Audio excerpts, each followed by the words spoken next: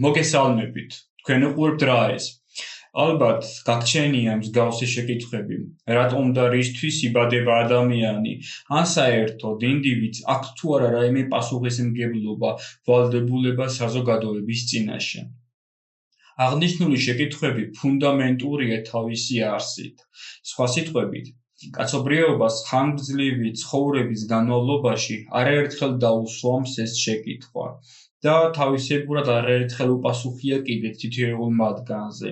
ესა თუ ის ეპოქა, ესა თუ ის კულტურა აღნიშნულ შეკითხვებს განსხვავებულად პასუხობდა ხოლმე.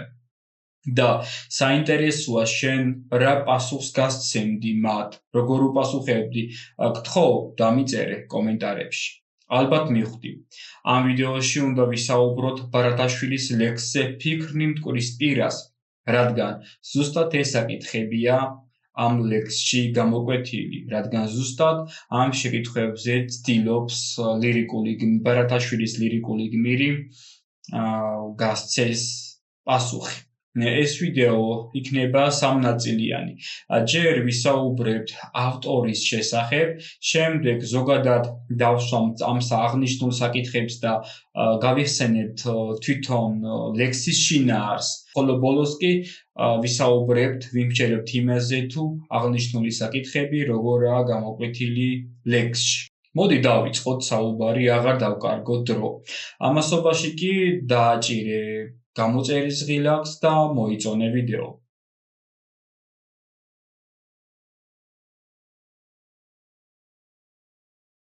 ქართული ლიტერატურის მრავალსაუკუნოვან ისტორიაში ძალიან ძნელი არის ისეთი ადამიანის პოვნა, რომელმაც იცხოვრა ასე მცირე ხანს და ასეთი სიღრმის პოეტური შემოქმედება დაგვიტოვა. კი, ასეთი იშვიათი გამონაკლისია ნიკოლოზ ბარათაშვილი, რომელიც 27 წლის გარდაიცვალა, თუმცა მაინც მოასწრო ძალიან მნიშვნელოვანი შემოქმედებითი მემკვიდრეობის დატოვება. იგი 1817 წლის დეკემბერში დაიბადა. დედა იყო გაახლდათ ერეკლე მეორის შთამომავალი, ხოლო მამა კი მელიტონი, ბარათაშვილთა საგვარეულოს ღირსეული წარმომადგენელი. როგორც ამბობენ, იგი ხელგაშლილი და პურადი ადამიანი ყოფილა. ამავე დროს ჰქონია ფიცხი ხასიათი. ნიკოლოზ ბარათაშვილს ჰყავდა 4 და: ეკატერინე, ბაბალე, ნინო და სოფიო. ასევე ჰყოლია მცირეწლოვანი ძმაც, რომელიც ადრევე გარდაცვლია. მან ჯერ მიიღო საშინაო განათლება, შემდეგ კი სწავლა გააგრძელა გიმნაზიაში, რომლის დასრულების შემდეგაც იგი იძულებული იყო სხვადასხვა უმნიშვნელო თანამდებობებზე ყოფილიყო. სწავლის დასრულების ბოლო პერიოდში იგი დაგორებულა კიბიდან მოუტეხავს ფეხი და იგი იძულებული გამხდარა უარი ეთქვა სამხედრო კარიერაზე. კი, ტატო ასე მოიხსენიებდნენ მას, ოცნებობდა სამხედრო კარიერას. 1844 წელს ნახიჩევანის მაზრის მთავარმართებლის თანაშემწე იყო. დაინიშნა თანაშემწედ. 1845 წელს დაინიშნა იმავე თანამდებობაზე განჯაში. ის გახლდათ ივნისის თვე და 4 თვის შემდეგ კი 27 წლის პოეტი მალარიით მძიმედ დაავადებული გარდაიცვალა. 1839 წელს იგი გადმოასვენეს განჯიდან თბილისში და დაკრძალული იყო დიდუბის პანთეონში, ხოლო 1938 წლიდან კი იგი განისვენეს მთაწმინდის პანთეონში. ბარათაშვილის შემოქმედებას ქართული რომანტიზმის მწვერვალად მიიჩნევენ და ეს ნამდვილად არაა შემთხვევითი. მან ამ მცირე დროის განმავლობაში დაგვიტოვა 40-მდე ლექსი და 1 პოემა, ბედი ქართლისა. ახლა მოусმინოთ ლექსს, რომელსაც კითხულობს გურამ საღარაძე. წარვეთ წყალის პირს, სევდიანი ფიქრთ გასართველად. აქვე ძიებდი ნაცნობს ადგილს განსასვენებლად. აქ ლბილს მდელოზეთ სანუგეშოდ ვინამე ცრემლით. აქაც ყოველი არემარე იყო მოწყე. ნელად მოხელავს მოდუდუნე მტკვარი ანკარა და მის ზვირთებში კრთის ლაჟვარდი ცისა კამარა. იდაყდაყდნობილ ყურს ვუგდებ მე მისსა ჩხრიალსა და თვალ მირბიან შორად ცის დასავალს ვინიცის მტკვარო რას ბუტბუტებ ვისთვის რა სიტყვი მრავალ დროების მოწამე ხარ მაგრამ ხარ უტყვი არ ვიცი ამ დროს ჩემს წინაშე ჩვენი ცხოვრება რად იყო ფუჭი და მხოლოდ ამაოება მაინც რა არის ჩვენი ყოფა წუსის სოფელი თუ არაოდენ საწყაული აღუსებელი ვინ არის იგი ვისთვის გული ერთხელ აღებსოს და რაც მიიღოს ერთხელ ნატვით ისი ეკბაროს თვითონ მეფენის უძლეველნი რომელთ უმაღლეს ამაო სოფლად არ ღარის ხორამ დიდება შფოთვენ და დრტვინვენ და იტყვიან როდის იქნება ის სამეფოც ჩვენი იყოს და აღიძვრიან იმავ მიწისთვის რაც დღეს თუ ხვალ თვითვე არიან კეთილ მეფე როდის არის მოსვენებული მისი სიცოცხლე ზრუნვა შრომა დაცდაკებული მისი ფიქრია თუ ვით უკეთ მან უპატრონოს თავის მამულსა თვისთა შვილს რომ შემდგომს დროს არ მისცეს წყევად თვის სახელი შთამომავლობას მაგრამ თუ ერთხელ უნდა სოფელსაც ბოლო მოეღოს მაშინ ვიღამს თქვას მათი საქმე ვინ სადღა იყოს მაგრამ რადგანაც კაცნი გვქვიან შვილნი სოფლისა უნდა კიდეცა მივსდიოთ მას გვესმას მშობლისა არც კაცი ვარდგა რომ ცოცხალი მკვდარსა ემსგავსოს იყო სოფელში და სოფლისთვის არა იზრუნოს ვიდეოს მეორე ნაწილში როგორც წეღან გითხარით უნდა დავსვათ ზოგადად ლექსის მთავარი საკითხები და თვითონ შინაარსიც გავიხსენოთ. კაცობრიობის ხანგრძლივი ცხოვრების განმავლობაში არაერთხელ დასმულა შეკითხვები, რატომ და რისთვის არსებობს ადამიანი და აკისრია თუ არა ინდივიდს რაიმე პასუხისმგებლობა საზოგადოების წინაშე და სხვადასხვა ეპოქას სხვადასხვანაირად გაუწია ამ შეკითხვებზე პასუხი. ფუნდამენტური შეკითხვებია, წეღან არ აღვინიშნავს შემთხვევით, რადგან შეგვიძლია ასეც დავსვათ საკითხი, ამ შეკითხვებზე პასუხის ძიება შექმნა ჩვენი კულტურის უდიდესი ნაწილი. და ამ შეკითხვებზე პასუხის გაცემას ცდილობს ნიკოლოზ ბერათაშვილი თავის ლექსში ფიქრი მტკვრის პირას. თუმცა იქამდე სანამ ამ საკითხებს გამოვკვეთ ლექსის საფუძველზე, მოდი გავიხსენოთ შინაარსი. რა ხდება ლექსში? ლირიკული გმირი სულიერად დამძიმებული მიემართება მიდის მდინარის პირას, რათა იპოვოს ნაცნობი ადგილი, ბილი მდელო და სანუგეშო თითიროს კიდეც. შემდეგ იგი უსმეს მტკვრის ჩხრიალს, დუდუნს, მიმართავს კიდეც მდინარეს, რომ მრავალდროების მოწამე ხარ, მაგრამ ხარ უთქვიან მრავალი რამ, ბევრი რამ, მრავალი რამ გინახავს, მაგრამ ჩვენ არ შეგვიძლიაო შენი გაგება. იგი გასქერის ჰორიზონტს და ამ დროს იგი ფიქრობს ადამიანის ცხოვრების საზრისზე. პოეტის აზრით ადამიანთა უმრავლესობის ცხოვრებისეული პრინციპი ფუჭი და ამაოა. რადგან ისინი აღუსებელი საწყაულის პრინციპით მოქმედებენ, სხვა სიტყვებით, დაუკმაყოფილებლობის გზნობით არიან ახსავსენი, რაც მათ ხელს უშლის ადამიანის ცხოვრების ნამდვილი არსის დანახვაში. კი, პოეტის აზრით, მომხვეჭველობა, ყოველგვარი მატერიალური ქონების დაგროვების, აი ეს მუდმივი სურვილი ადამიანს ხელს უშლის თავისი ნამდვილი არსის, თავისი ნამდვილი ბუნების, თავისი ნამდვილი ვალდებულების და არსის დანახვაში, შემჩნევაში. პოეტი ამ საკითხის უკეთ გამოსაკვეთად იყენებს მეფეთა ცხოვრებასაც. ჯერ გვესაუბრება ბოროტ მეფეზე, რომელიც გამუდმებით ცდილობს სხვათა მიწები დაიპყროს, ანუ მიისაკუთროს ის მიწა, რადაც ადრე თუ გვიან იქცევა თვითონ და ამ მხრივ არც კეთილი მეფეაო გამონაკლისი ისიც გამუდმებით ცდილობს, რომ საკუთარი ხალხის ცხოვრების ხარისხი გააუმჯობესოს, სხვა სიტყვებით ისიც მუდმივად ისწრაფვის უფრო მეტი სურვილის ნატრის ახდენისკენ, ასრულებისკენ, რათა შთამომავლობას საკუთარი სახელი საწყევრად არ გაუხადოს.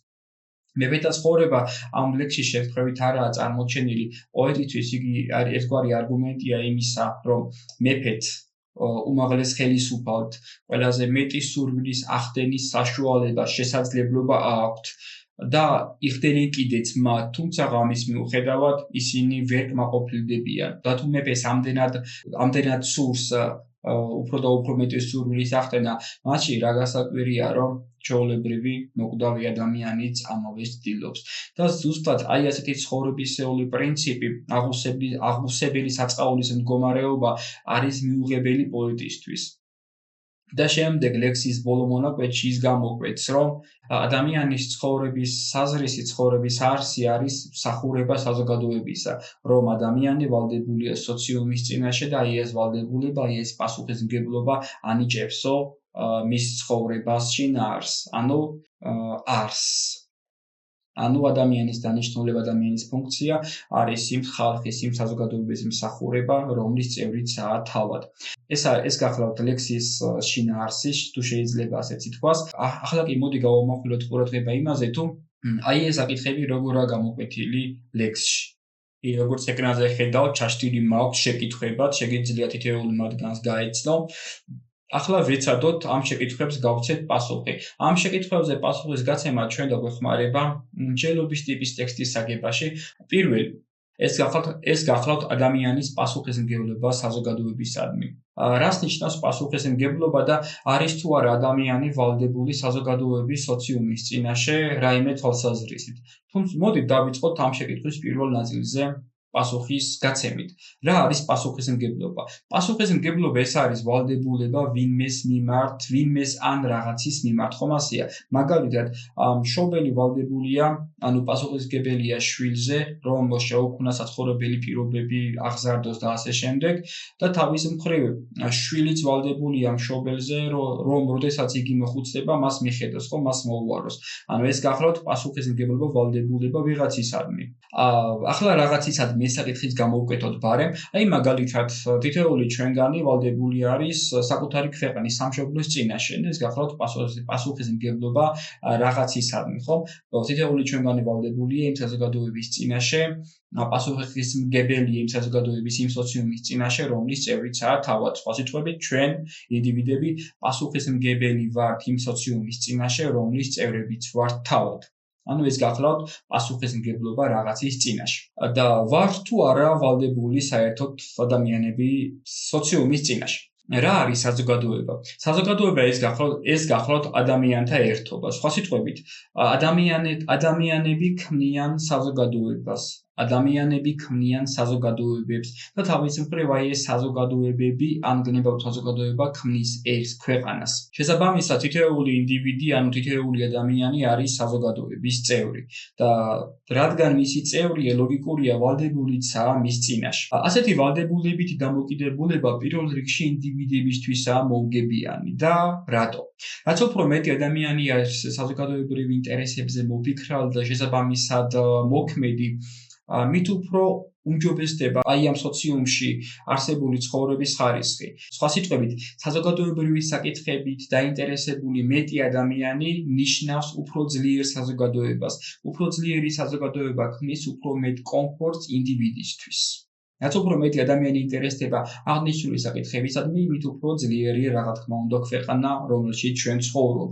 და ამ მხრივ რომ საქართველოს ძალიან უჭირს, ახლა ამაზე ორი აზრი ნამდვილად არ არსებობს. კი, ჩვენ საზოგადოებრივი აზროვნება დიდწილად არ გაგვაჩნია. თითოეული ჩვენგანი ცდილობს ხოლმე საკუთარი ინტერესები შესაბამისად იმოქმედოს, რაც საბოლოოდ გვაზიანებს როგორც ჩვენ, ასევე ჩვენს ქვეყანას. კიდევ ერთი საკითხი გამოვკვეთოთ, რატომ ინდივიდი ვალდებული საზოგადოების წინაშე. საზოგადოება ინდივიდს აძლევს განვითარების საშუალებას. სხვა სიტყვებით, ინდივიდი იღებს განათლებას, რომელიც დაგროვებულია საუკუნეთა განმავლობაში საზოგადოების მიერ. საზოგადოება ინდივიდს უქმნის განვითარებისთვის შესაბამის პირობებს, აძლევს განათლების, აძლევს ზოგად განათლებას ხომ, უქმნის საცხოვრებელ პირობებს და ასე შემდეგ. საზოგადოებამ მისცა ინდივიდს, ასწავლა ინდივიდს მშობლიური ენა, რამაც განსაზღვრა მისი ეროვნული იდენტობა.